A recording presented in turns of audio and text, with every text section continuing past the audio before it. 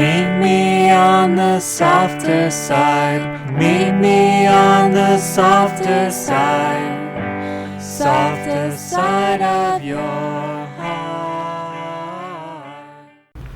Hi there, and welcome to the Skylight Books author reading series. You can find out about this and all of our other author events at www.skylightbooks.com, where you can also browse our inventory as well as order books online.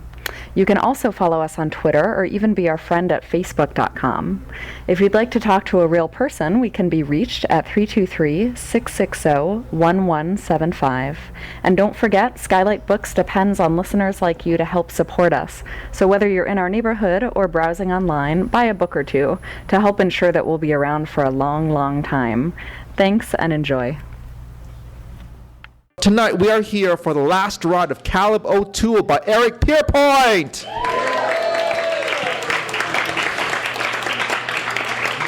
So in addition to his stage, screen, and television credits like Heart of Dixie, Parks and Recreations, Hill Street Blues, Fame, Who's Gonna Live Forever? Eric Pierpoint is gonna live forever, ladies and gentlemen. Now we can add author to that title. Yes, ladies and gentlemen, author.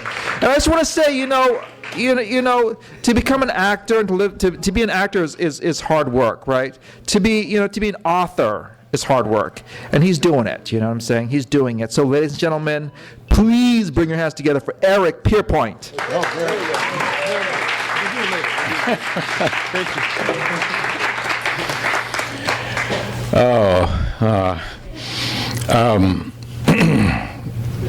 What an amazing journey. I don't know if Marilyn is here, my manager, but, of course, as an actor, I've been around forever. And I've got all my all my friends, my writer friends and my producer friends, everybody, my director friends. And after a career of, getting on 40 years now, I guess. About 10 years ago, my manager said, why aren't you writing? And I said, because I'm acting. Well, you should start writing. You're a great storyteller, so start writing. So I wrote a few screenplays, and one of the screenplays happened to be a Western, and she said to me one day, well, Hallmark wants to know if you have an idea for a Western. And I said, of course I have an idea for a Western. So then I went home and I thought about it. And why wouldn't I have an idea for a Western? My own family comes from Western migration stock. They came across the Oregon Trail, California Mormon trails in 1848. There's lots of diaries that we have had, lots of folklore. The women in my family were prairie doctors, and they patched up all the men who managed to bash themselves all across the Oregon Trail. There were some very violent times too. There were some murders that took place. A couple of my family members were found down a well. So things were rough. And I started thinking about this, and I found that what I wanted to do is write a story about a kind of like a gunfighter who adopts 3 orphans on the orphan trail and therefore rescues himself after a life of, having lost his family and all of that. So I wrote the screenplay and had the meetings, and it was optioned, and then Hallmark stopped doing their stuff. So the option came back to me, and Marilyn said, why don't you write the novel? And I'm thinking, she's nuts. That's a lot of work. That's way too much work for me. Screenplays are enough work as it is. And I got to thinking about it, and I said, well, writing the novel, this novel is going to be better from a child's point of view than it is from a grown man gunslinger's point of view. And I started to think about it, and I thought, the idea of like a kid trying to learn so much how to survive in the wilderness like that began to really grow on me. So I said, okay, I'm going to start writing this. So she said, just write the first 50 pages. So I wrote a treatment first, and then I bothered all my friends like Kenny and Craig and anybody else who would listen about getting those ideas, and Elizabeth, who was in Marilyn's office, and even my nephew, who at that time was about 11, and I sent him the 50 pages, which was a mistake. Because as great as everyone else's, ideas were, he just cut right to the chase, and he said, "Uncle Eric, what does the prologue have to do with the story?" And I got stuck on that. But I sent the 50 pages out to an agent, and it was immediately rejected. But her rejection was intelligent, and I could do that. It's like when you're an actor and you go,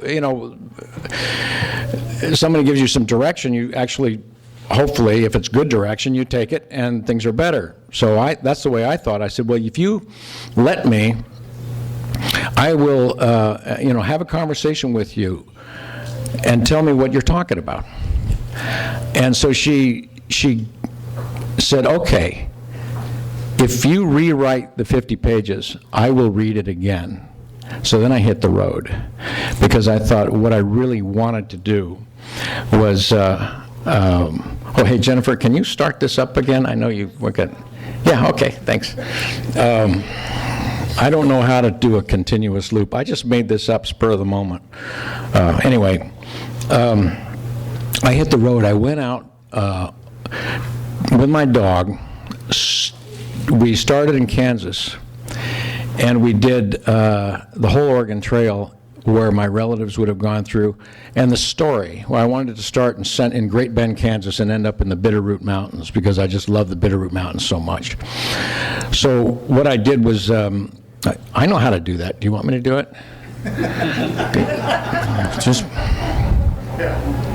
No, it just says slideshow up there, and it'll say play. I know, but just go to the beginning.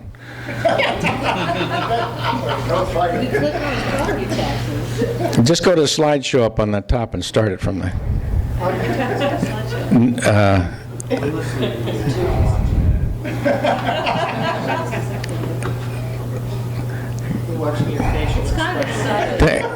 What happened? Now it's all screwed up. It's deleted. Well, anyway.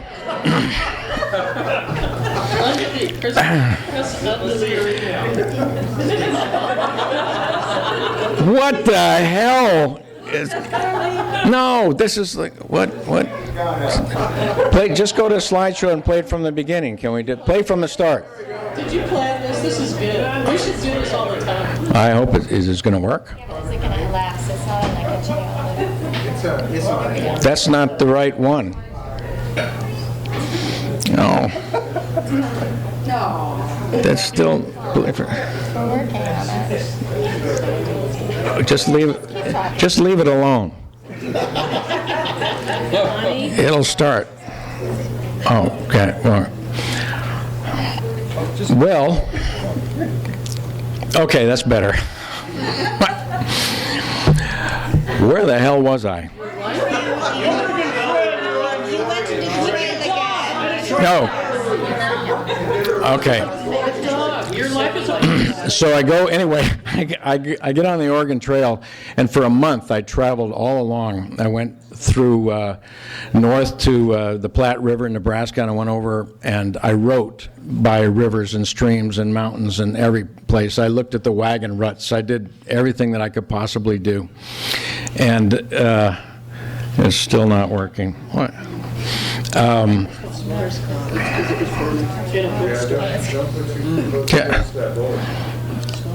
Am I the only one who knows how to do that?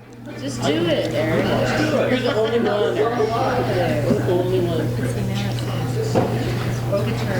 Wait a minute. Wait. Here. Hang on. I don't know what file it's in. Put the handsome one in.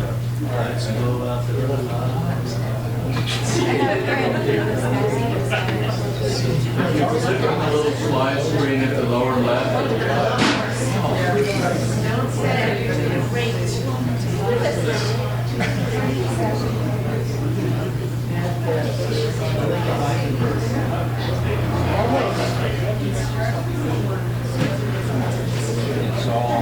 You going now? All right. Okay.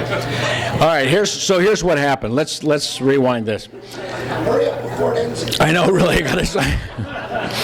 So I'm going along, and I'm having a blast because I'm looking at things that people saw 150 years ago, and so long story short. I finished the 50 pages, I resubmitted it, and then she said, I want the book. And that was the beginning of, that was like November 1st a few years ago. So I said, that's fantastic, she loves the book. I wrote it according to her notes, and then she said, I need it by after Christmas. And I had 50 pages done. And then I said, you want me to write 200 pages by the new year? And so, this is like 3 years ago, over 4 years ago, huh? How many months do you have? I had 2 months. 2 months. So, and this is between trigger finger surgeries. Because my hands were like, this, as we all the writers know. I found out that writing is one of the most brutal professions around. Because anybody who writes looks like a gargoyle. After a while. So then I went, so I did it. I gave it to her by mid-February. And then she said, rewrite it. That's the first thing she said, rewrite it. And she gave me like all of these lines, like you got from when you were a kid, like red pencil lines and everything. And so after a year more, she said, okay, now we're ready to shop it. So it went to a few publishers. And about the fourth one got it immediately. And he said, hey, I'm going to represent this. And the first thing he said was, rewrite it. So I had to rewrite it all over again according to his notes. And one of his their favorite sayings was, it's too didactic. So I had to look up what that meant.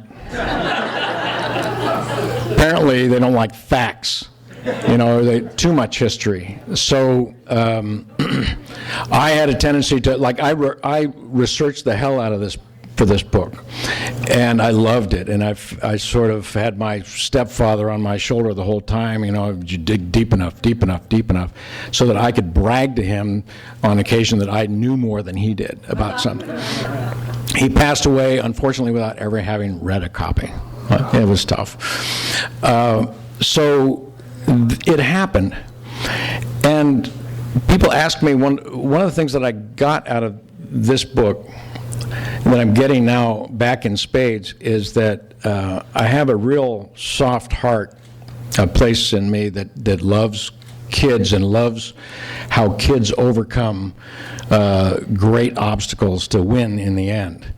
So this book tour has been about me going through the little towns along the way. I went to, of course, Missoula.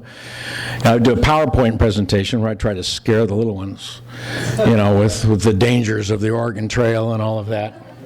And I would, at sometimes, had like 4th, 5th graders all sitting, crisscross applesauce on the floor in Casper, Wyoming, and Omaha, and Kansas City, and in Colorado, and some had gotten the book beforehand and want to know when the next Caleb book is. Well, expecting that everything is done in trilogies, so you have to automatically have the next book, right? I said, no, you have to go back 90 years to 1781 and read about my next book, which takes place in the American Revolution. But it's for you guys, it's your age group, and it's going to be a great adventure. Okay, but when's the next Caleb book coming out? So went through that. But literally, I was on a plane or in a car in a motel for several weeks all over the place, and it was absolutely fantastic experience. But to get the thing done from soup to nuts was 4 years, I guess. And so, I think Marilyn is here. Yeah, Marilyn I have to thank you for torturing me for years, you know, to the point where it worked, and we have a book, and a couple more on the way, we hope.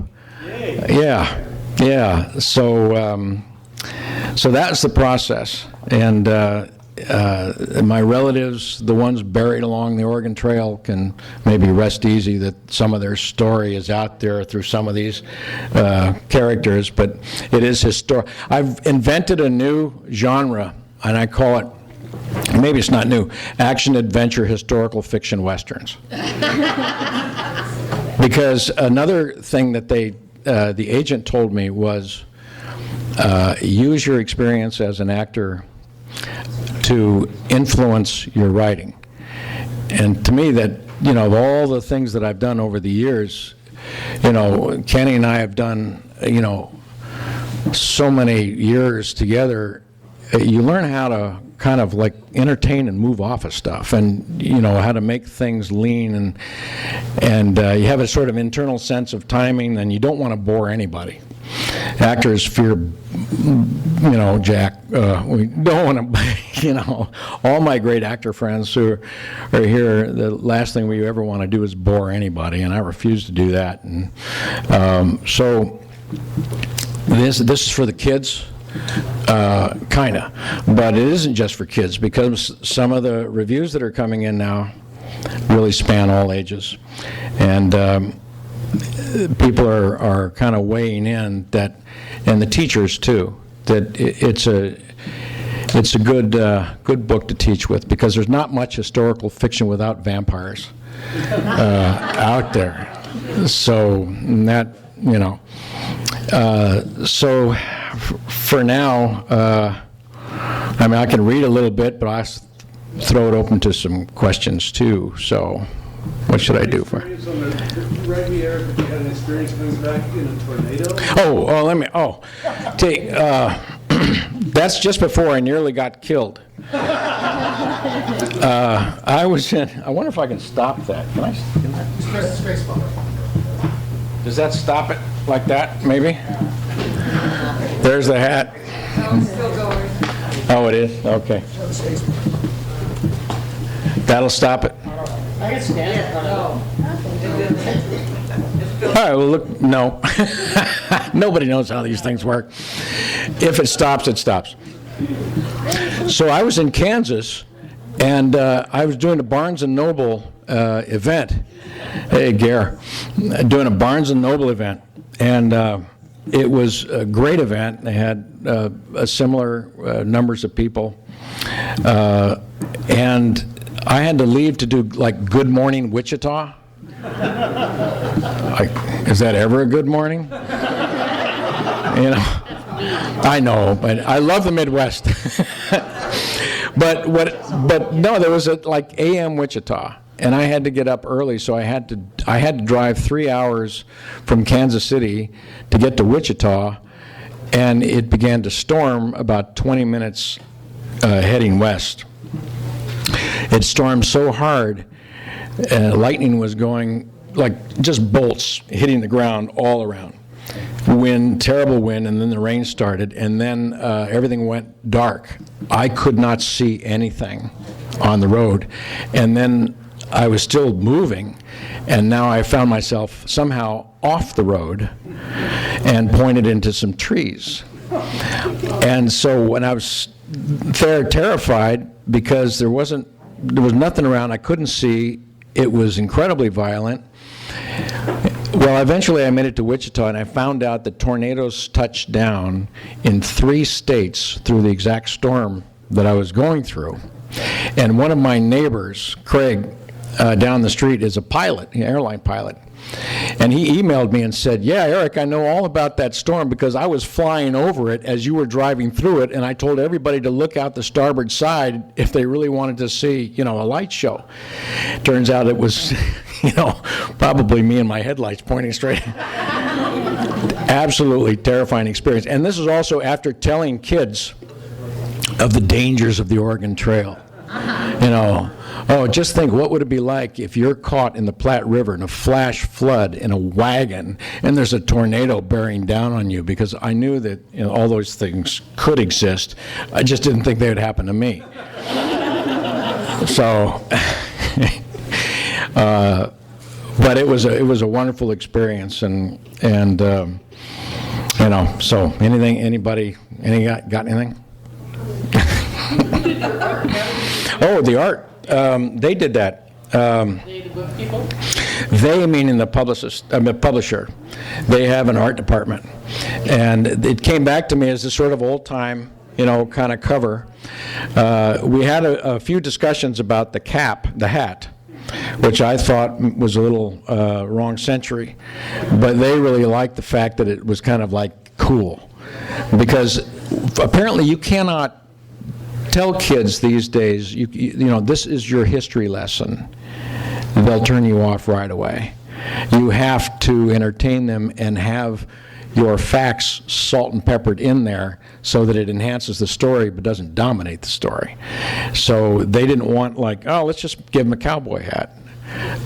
No, it had to be kind of like a cool cowboy hat. It has nothing. That cowboy hat does not exist in the book. He has his regular cowboy hat.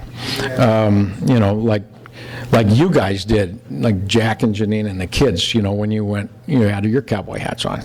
Jack, you looked so stunning in your cowboy thing. So yeah, and they also they thought of the title. Originally, I had called it Bitterroot, and they said, no, that's too sad for an age group. I said, yeah, but it's got so many double meanings. I mean, Bitterroot. I mean, their roots are torn up. They've lost their family, the mom and the dad. And Susie's shaking her head. No, wrong choice. So the last ride of Caleb O'Toole, I said, he's 12. What if he wants to ride again? So he said, I mean, come on. It's kind of limiting. He said, the most absurd title, a sequel title that I've ever come across was The Return to the River of No Return. So anyway, I figured, okay, the last ride of Caleb O'Toole, or maybe Caleb rides again, or maybe, stuff, I don't know, yeah. Right, it was all a dream, I'm still riding. But it's interesting that they also didn't really want to know what ages there were right away. They had me take some stuff out because I think they wanted to have boys project themselves as the hero of all ages. There's also other things that you couldn't do in this book. You had to lose any sort of slang expression for Native Americans. You cannot use the word, or they discourage you from using certain words now. Obviously, squaw is a no-no. There are various reasons for that. It's a slang that's derogatory to female body parts and Indians and all that. There is the word brave. They don't want you to use brave anymore. And what that did, brave. What I thought happened in the writing of it was when I found that out, that became better, because now every male, I had to think of, what is this person? He's not a brave who's like circling the wagons or whatever. He's a hunter, he's a soldier, he's a father, he's a this, he's a that. So you begin to think about them as on more than Hollywood speak. So that's the new wave. That's how it's kind of going these days. So yeah, there are politically correct things. So they were instructing me about that, and it kind of makes sense. So this is my first process. But I found that also losing a chapter was painful. He said, I've got a few notes for you. Lose chapter 22. The notes that he had were, things like this word comes up too often in the same paragraph. That sort of repetitive words and things like that. A lot of them were, you've already said this before, cut it. I go, yeah, but I'm saying it so much better on this page, you know. Yeah, but you already said it, you know. So, and then it's like, well, wait, you're talking about the attack when Caleb and Patch, the little Indian boy, that he killed, nearly killed, and then his older sister sewed him up. And they became great friends, and they save each other, and they save each other, and they save each other, they save each other. They've already saved each other a couple times. So you don't need them to save each other over the grizzly bear that it has attacked them and dragged them into the forest. You know, but that led to this whole thing with touch the clouds and the ceremony by the fire and everything. We don't need it. We've already had these kinds of experiences in lodges with the Pawnee, so we don't need that one now. And you're going ahead with the Nez Perce Indians going through Yellowstone. I said, I got it. Okay, it's out. So 20 pages just blew up. But it's okay, because the story was, you know, remained intact. Anyway, I've fallen in love with them. And I hope it isn't the last ride, because I love these characters, you know. And it's kind of hard to, for the next book, sometimes to wrap my mind around the new names. Like, I want to insert Caleb where William is supposed to be doing this, because I know how Caleb thinks. Now I have to figure out how William thinks. You know, so 80 pages of that, I'm beginning to find out more and more of that. So it's, anyway. Anybody else got it? I don't know. Read. Okay. All right, I'll read you a part that I read for the kids. And this, I also have a whole PowerPoint presentation that I won't do for you, but because it's very kid oriented, and but it's well, I guess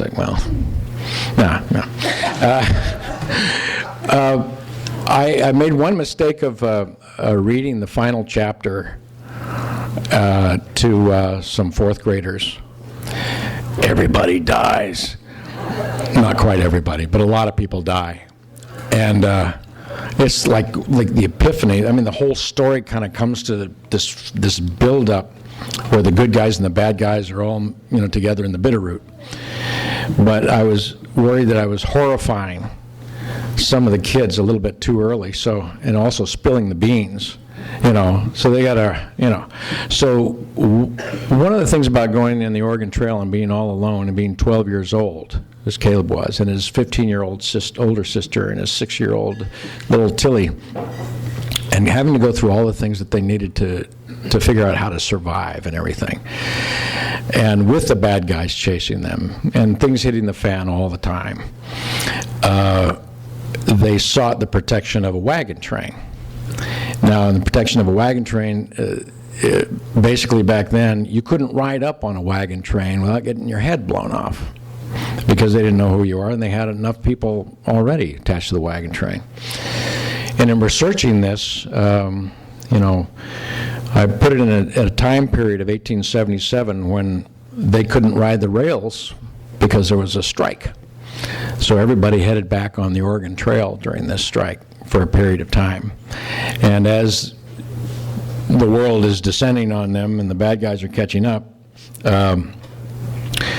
Caleb has this great big black stallion named Pride, given to him by the gunfighter to help him through all of his trials. The gunfighter's been shot up and left behind at a Pawnee camp. So after lowering the wagons by rope in a place called Ash Hollow, where the trail was so steep, if they didn't lower them by hand or by horse, they would flip, and that'd be the end of your journey. So they managed to do that with the help of their Pawnee friends. Pawnee friends leave them, and then Caleb and his two sisters in a one-horse buggy plus Pride happen along a big wagon train, and he has to win his way aboard, so hang on.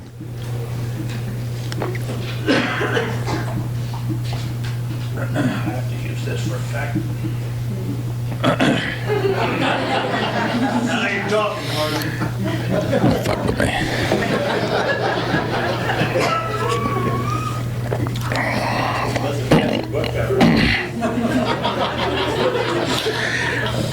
The glasses don't quite match either, right? I don't care how you say it, boy. You can't join up and that's it. The red-faced wagon master, Captain John Bellows, spat a stream of tobacco juice at Caleb's feet. Several other men circled on horseback around Caleb, Julie, and the wagon as the former Union officer chewed Caleb out for riding up behind. Now, I'm the leader of this here wagon train. I'm telling you, we can't afford to take on 3 brats with no folks to take care of them. We got better than 1,000 miles to Oregon. You'd be a danger to us all. You darn near got yourselves killed just now.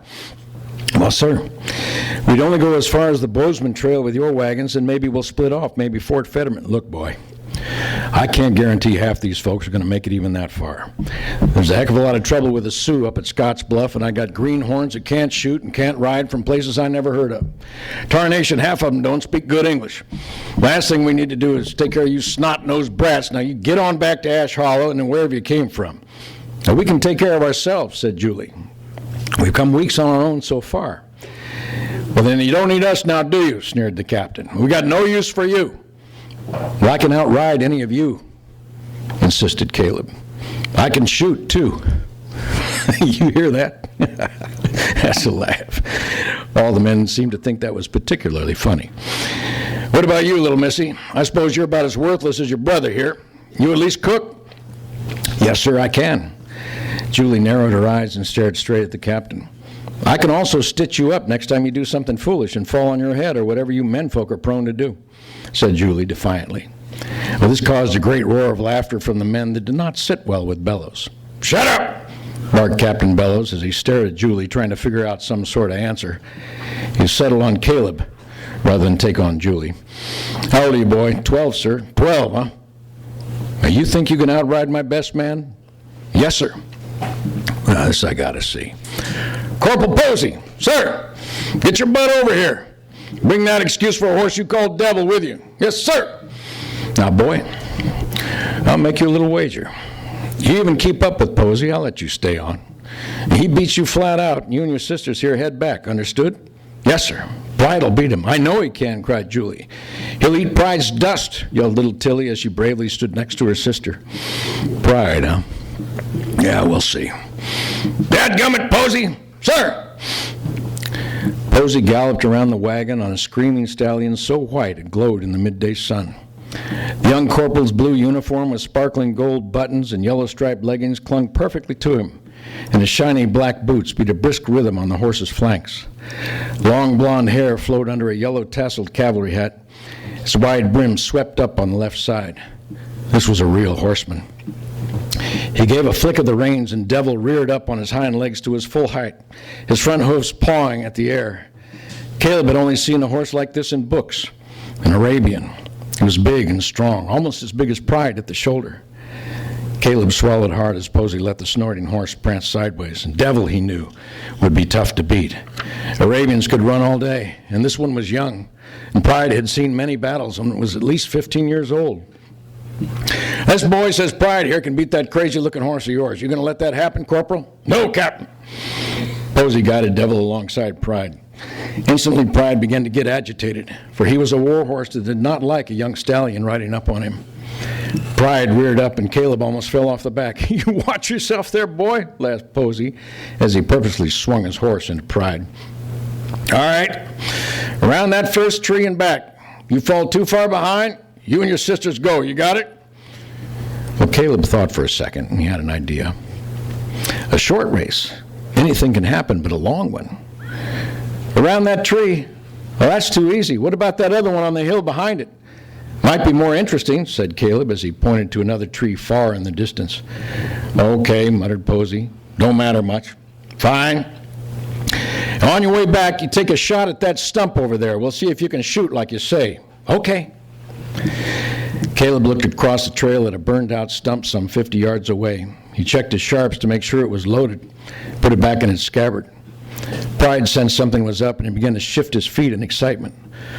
Posey lined up next to Caleb and yanked Devil in hard toward Pride. Pride, not to be messed with, lashed out with his hind leg and cracked the Arabian. The devil suddenly turned and bit Pride. Pride reared up hard. It was all Caleb could do to hang on. "Wait for my shot!" Captain Bellows took out his Colt and pointed it skyward, then fired. Corporal Posey spurred Devil hard, and the big Arabian took off like he was shot from a cannon. It was 2 seconds before Caleb could react. At first, Caleb struggled, but Pride seemed to know his task and bolted on his own after the Arabian stallion. They were already 30 yards behind when Caleb settled in, and they could hear the jeering laughter behind him. "Let's go, Pride." "Yeah," cried Caleb as he squeezed with his knees. It was nearly half a mile to the tree, and if he figured right, he might run the white devil down. On they raced over the prairie, and the big Arabian held the lead. Caleb winced as bits of dirt and rock were slung into his face, adding insult to injury. As he tried to control Pride, he thought about saving him for the finish, but Pride would have none of it. When Caleb tried to hold him back, Pride fought against the bit, struggling to gain more speed. He seemed to want to beat this Arabian stallion in the worst way. This was something Caleb had not known about Henderson's horse. He was as hard-headed as the gunfighter was. So instead of trying to control the huge warhorse, Caleb simply squeezed again. "All right, Pride, go get him." And Pride stormed ahead, his proud blood pounding through his veins, willing himself to catch this white stallion. Posey shot a look back in disbelief as Pride surged toward him, and he took out a crop and beat Devil, whipping the Arabian horse mightily to keep his lead. The Arabian rounded the tree at a tremendous pace, his white tail flying straight behind him. Caleb rounded the tree seconds behind and shot after Posey and his horse. Posey whipped his horse like a madman and for a moment seemed to creep ahead. Posey tried to cut Pride off, but Pride veered to the side and pulled even with Devil. And for some seconds it stayed like that, neck and neck. And then Caleb just gave Pride another squeeze, leaned forward a little, and relaxed his grip on the reins. And now Pride took it on his own, smooth as glass. Pride flattened out his head, his black tail flying behind him. They left Posey and Devil several lengths behind and back of them as they closed in on the wagon train, the figures up ahead jumping up and down with excitement. The wind whipped and whistled as they pulled further ahead. Now it was Posey eating his dust as Pride pounded out a thunderous beat to the finish line. Caleb let go of the reins and reached back for his rifle. Calmly, carefully, he sighted on the blackened stump. Time seemed to stand still. He squeezed the trigger and fired. "Holy sweet mother!" gasped Captain Bellows as Caleb shot past on Pride and scattered the wagon sentries who'd gathered along with the growing crowd. "Did he hit it? Johnson, check that stump!" Ben Johnson, an older trapper dressed head to toe in animal skins, sauntered over to the stump as Caleb walked Pride back to the group. "I don't see nothing, Captain. I guess he missed." "Missed, huh? Boy, get over here." Caleb slid off Pride and gave him a pat as he ambled over toward the captain. "I can't believe it," thought Caleb, as he led Pride past the sentries. He'd done well to win the race, but since he missed the stump, he figured Bellows would cut him loose. "Nice race, boy," said the corporal grudgingly. "What's your name, son?" "Caleb O'Toole, sir." "Well, Caleb O'Toole, that was one dandy of a race. I never thought I'd see the day the devil would be beat. It's some horse you got there." "Seen his share of battle, I see." "Yes, sir." Caleb watched as Bellows inspected Pride, touching the big warhorse's wounds. N.V. Bellows fingered the initials that were etched into the saddle. "Nebraska Volunteers, I take it." "Where'd you get him?" "A man gave him to me, sir." Caleb was careful not to mention Henderson's name. "Gave him to you, huh? Well, Caleb O'Toole, you sure can ride. Too bad you can't shoot. Johnson, sir, you make sure this boy learns how to shoot that sharps of his." "Caleb O'Toole?" "Yes, sir." "Johnson can hit the eye out of an eagle. You learn from this man. If you can shoot like you can ride, we'll keep you and your family around. We'll maybe make you a scout." "Thank you, Captain, I will. And you, what's your name?" "Julie O'Toole." "And this is Tilly." "I told you Devil would eat Pride's dust," exclaimed Tilly proudly. "Well, Julie O'Toole, you say you can stitch a man's head?" "I can." "Good. You can start with old man Peterson's head right now. The idiot got himself kicked by that ox of his. Posey, take her up to the idiot's wagon. See if she fixes him up." Julie ran to get her doctor bag. "Wish me luck," she whispered. "Now, boy, until you learn to shoot, you need to make yourself useful." "Yes, sir, anything." "Good. You can start by hanging in the back, collecting buffalo chips." "Buffalo chips? What? It's dried crap from a buffalo. You see some, you throw in that wagon of yours. Makes for a good fire." And that's how he won his way on board.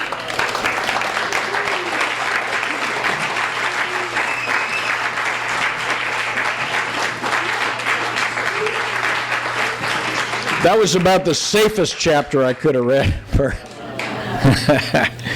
So yeah, Johnny. You have that on tape? What? No. You have the book on tape yet? Not yet, but I fear I want to do it. Yeah. I think so. Yeah. I told him I would. You know, that was 2 years ago. So we'll see what happens. Yes, sir. It does, doesn't it? Yeah, I love that. Good. It's fantastic. Oh, thank you, sir. Appreciate that. Yeah. Oh, hello, Bridget. Oh, the name. Yeah, they made it up. They just decided that it was the last ride of Caleb O'Toole. Sounded like a one and out. They wanted it to be a sort of that special book that said, we're not sure if we're doing any more. You know, and they're maybe testing me, but they're also testing the market because, you know, it is historical fiction. So if it gets into the school system, I'm in. And that's the thing. That's trying to get that done. And so far, so good with all of the different states and cities and schools I've been to so far. Nebraska and Kansas, especially, and Wyoming, are trying to get it into their... you have to win some kind of award to do it, but they have it up for an award. But it's about, they feel like it's about them, you know, so they want to put it in there. What do they tell you is the appropriate grade level? Well, they're saying middle, so that's actually like 8 or 9 to 14, kind of, but for precocious. Really precocious, you know. They told me I was writing a children's book. I didn't know I was. You know, I was just writing the best I could. You know. But they just figure, you know, you're writing a young adult historical fiction. Young adult is actually older teens. So these are younger teens, and these are from like, you know, but 8, it could handle it. Yeah. What about getting it in the library? That's what they're trying to do. The reviews have been really good. So from Publishers Weekly and Kirkus and all those guys. So it's, a lot of people, I guess, they go by those guidelines to get it, to get that possibility. So I really think I should split off. I should be 2 or 3 people and just head around the country, and still those stay around for my agents to remind me that I am an actor. I mean, yeah. Well, yeah. So is there a part for you in this book? So many. There's one of the characters in this book is a character named Logan Porter. My birth name was Porter. And they're from Logan, Utah. So Logan Porter is a sheriff who's kind of a hero in the end. But I can also be the wagon master. I could all, I could. Hey, I want to tell you, Kenny, though, from Hot Pursuit. Remember when we shot that horse, Rosie? That was that horse's name. So Kenny, one of the reasons I put this particular horsemanship in here for Caleb is because I had the experience of that on a world-class horse in Baton Rouge. When we were in 1984, we were shooting Hot Pursuit, the pilot, and I was a veterinarian, and Kenny said, all right, this call's for you. I said, okay, no more running and jumping on trains. Now, this is where you're on the horse, you're a veterinarian, the horse has been sick, you're testing the horse out at a full gallop, you hold the reins in one hand and you reach underneath and feel the horse's pulse with the other. Can you do that? And I said, of course I can do that. So then they had the stuntman, what's the stuntman's name? Frank Rosati was the Well, anyway, we were in a field, and they gave me there were two horses. One was the world-class horse, which was an Arabian, and was a female. Then there was Mahogany, which is this klutz of a horse, which was, I had to ride Mahogany half the day to get used to Mahogany, and I was bouncing all over the place. And Kenny was getting the camera truck ready to do a drive along and shoot me as I'm at a gallop. And so Charlie said to me, and actually it was a stunt girl at the time. Charlie had left because he had an accident or something. Anyway, fell off Mahogany. So she came up to me and she said, "Look, Eric, if you can't do this, I'm going to teach you how to get off the horse really well. So all you have to, we'll do a stunt man, and then we'll cut to you, and then you just get off the horse." And I said, "No, I'm riding this horse." So the trainer came up to me and said, "Okay, this horse has gears."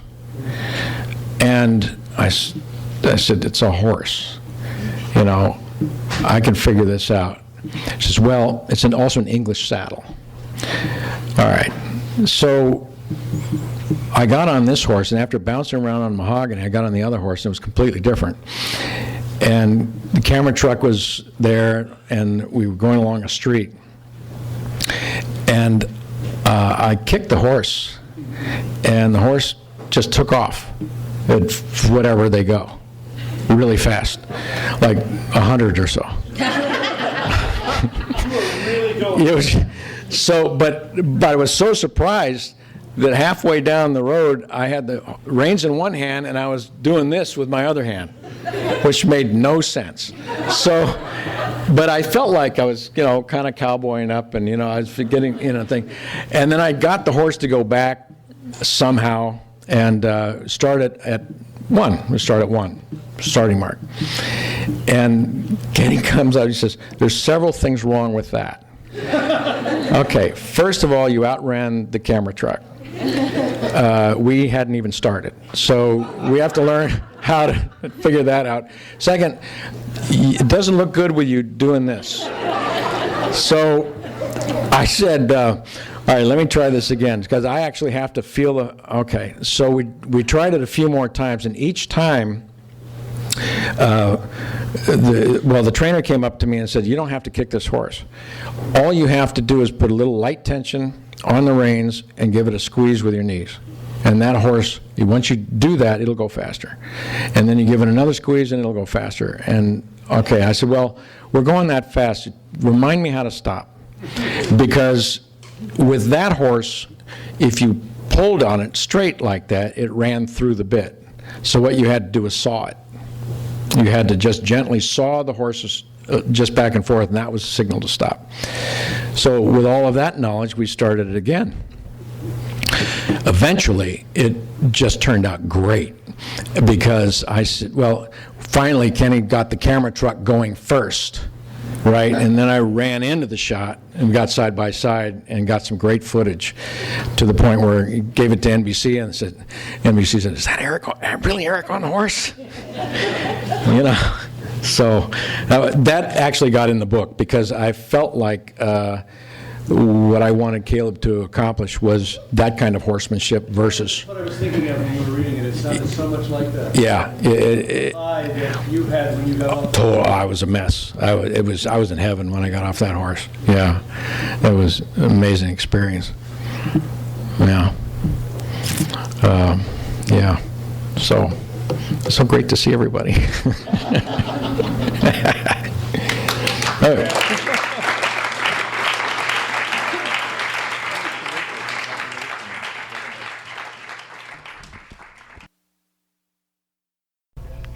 You've been listening to the Skylight Books author reading series. Don't forget that you can check out this and all of our other great podcasts at www.skylightbooks.com. Today's music was provided by Fragile Gang. You can check them out at MySpace, Facebook, and the iTunes Music Store. Thanks for stopping by, and we hope to see you soon.